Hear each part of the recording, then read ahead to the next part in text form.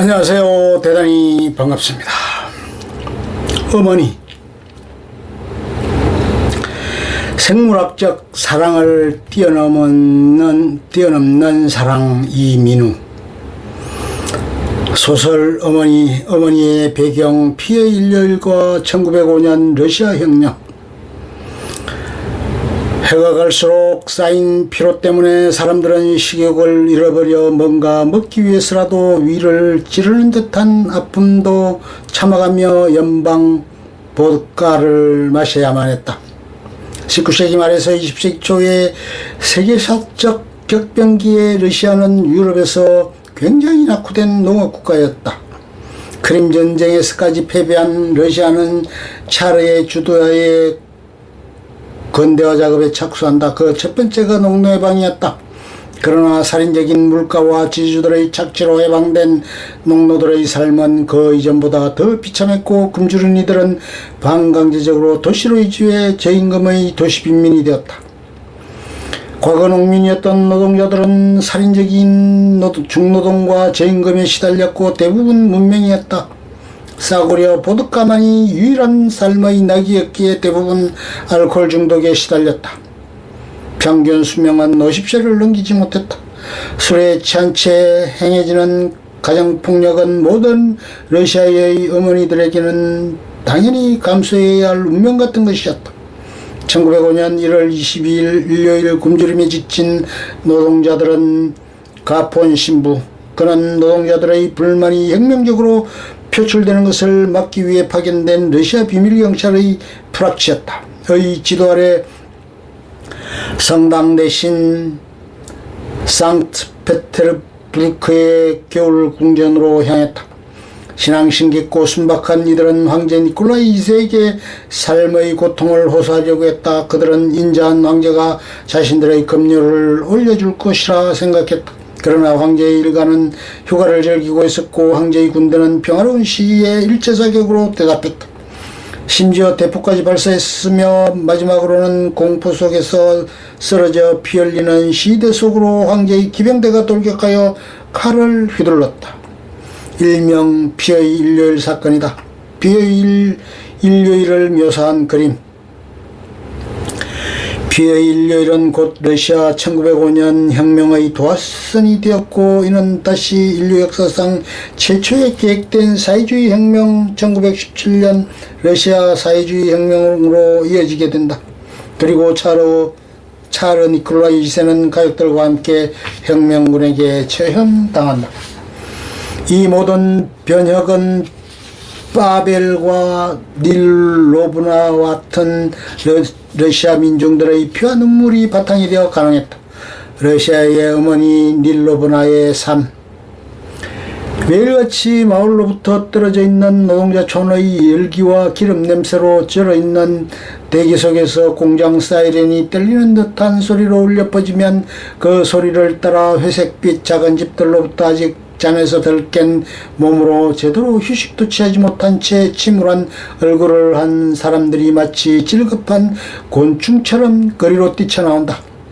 미하엘 블라소프는 이 우울한 공장촌의 열쇠공이며 닐라노브나의 남편이고 파벨의 아버지이다.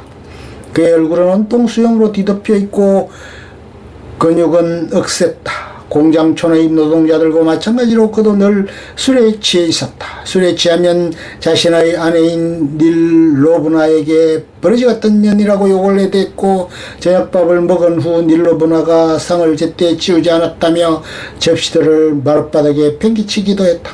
그리고는 보드카 병을 들고 벽에 기대어 울부짖듯이 노래를 불러대곤 했다. 그녀는 이제 겨우 40세였지만 등이 굽어 있었고 얼굴은 여기저기 움푹 파인 주름투성이었다.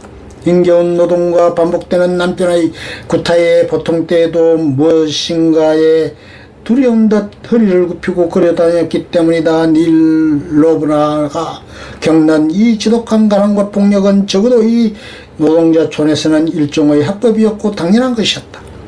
닐로브나 역시 단 한 번도 자신이 겪고 있는 고통의 의문을 품지 않았다. 그저 운명으로 받아들일 뿐이었다. 늘 보드카에 취했어야 잠에 들던 남편 블라소프는 탈장으로 죽음을 맞이했다. 닷새 동안 고통으로 악을 쓰고 숨을 헐떡이다가 죽었다. 닐 로브나가는 눈물을 흘렸지만 아들 바벨은 눈물조차 흘리지 않았다. 바벨은 아버지처럼 노동자가 되었다. 그리고 아버지처럼 술에 취해 돌아와 아버지와 똑같이 주먹으로 탁자를 내리치며 닐 로브나에게 저녁밥을 달라고 소리쳤다. 그리고는 구토해대며 널브러졌다. 닐 로브나는 예초롭고 부드럽게 사랑하는 아들 바벨에게 말했다. 넌 마시지 마라. 내 아버지는 너보다 2배는 더 많은 술을 마셨댔어. 그러고서 얼마나 내게 손찌검을 해댔는데 그것도 모자라서 이젠 내가 이 어미한테 그렇게 하겠단 말이냐. 응? 이었고 그녀의 뒷밤에서 천천히 눈물이 흘러내렸다. 울지 마세요. 마실 걸 좀 갖다 주세요. 아들은 조용히 말했다. 바벨의 구속. 아들 바벨이 남편과 다른 점은 운명이 아니라는 것이었다. 그 이후 바벨은 술을 마시지 않았다. 그리고 책을 읽었다. 바벨은 계속해서 어디선가 책들을 가져와 읽었다. 책을 읽을 때 눈에 안 띄게 읽으려 했고 다 읽은 책은 어딘가에 숨기곤 했다. 그리고 바벨은 교회도 나가지 않았다. 어머니는 이런 바벨의 변화가 마냥 반가운 것은 아니었다. 왠지 두렵고 불안했다. 어느 날 저녁 어머니는 더 이상 참지 못하고 바벨에게 도대체 무슨 책을 읽고 있느냐고 물었다. 그런 어머니를 보며 바벨은 읽던 책을 치우고 조용히 말했다. 자신은 자기 같은 노동자들의 삶에 관한 책을 읽고 있으며 이런 책을 읽는 것만으로 감옥에 갈 수도 있다고 말했다. 어머니에게 이 말은 날벼락 같은 것이었다.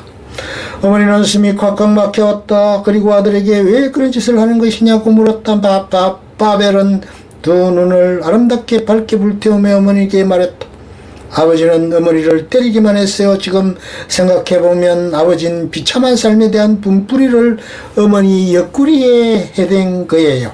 자기의 비참한 삶에 대한 분풀이를 말입니다. 비참한 삶이 자기를 짓누르고 있는데도 아버지는 그게 무엇 때문인지를 몰랐던 거예요. 아버지는 공장이 건물 2개로 있을 때부터 시작해서 30년 동안 일했어요. 그런데 지금은 건물이 7개나 되지 않느냐고요. 우선 공부를 하고 다음엔 사람들을 가르치겠어요. 우리 같은 노동자들은 배워야만 해요. 우리가 알고 이해해야만 합니다. 우리의 삶이 어째서 그렇듯 고통스러운가를 말이에요. 아들의 말에 어머니는 온몸을 부들부들 떨었다. 그리고 흐느끼기 시작했다. 어머니는 눈물을 흘리며 아들의 손을 꼭 잡고 말했다. 제발 몸 조심하거라. 바벨과 닐 로브나의 집에 손님들이 찾아오기 시작했다.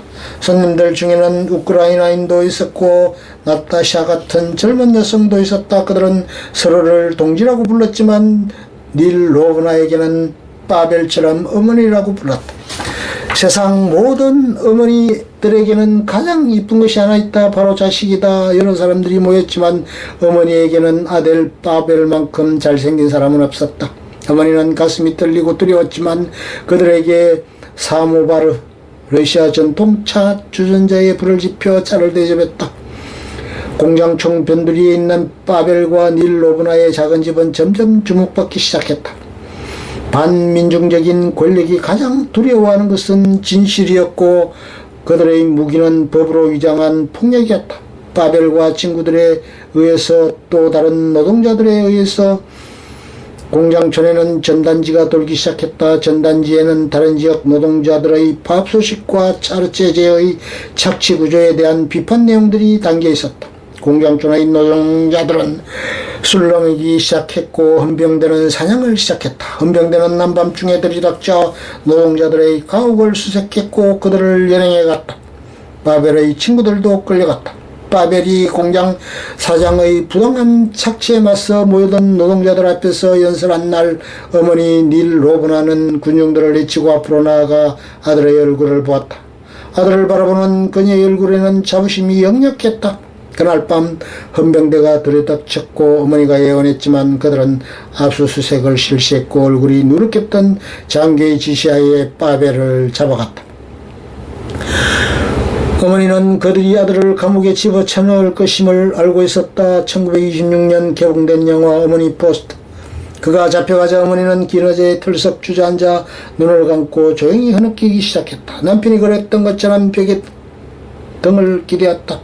슬픈 것은 고사하고 자신의 무력감을 생각하면 그저 화가 치밀었다. 그녀는 고개를 뒤로 젖히고 오래오래 흐느껴 울었다. 어머니의 이름으로. 그녀는 오랫동안 방안을 이구석 저구석 들쑤시고 다녔지만 어디 하나 쉴 곳도 없었고 더구나 무엇을 해야 할지조차 알 수 없었다. 이내 어둠이 밀려오고 그녀의 마음은 불안해졌다. 유인물을 가져오기로 했던 이고르 이바노비치가 아직 오지 않았기 때문이다. 그녀는 아들 생각이 간절했다. 어머니는 잡혀간 파벨을 대신해 공장촌에 전단지를 배포했다. 파벨이 잡히고 전단지가 사라진다면 그것은 곧 파벨의 유죄를 증명하는 것이란 말이 그녀를 행동에 나서게 한 것이다. 두려움보다 자식에 대한 사랑이 더 컸다. 일이 반복될수록 어머니는 점점 더 능숙하게 전단지를 배포했다.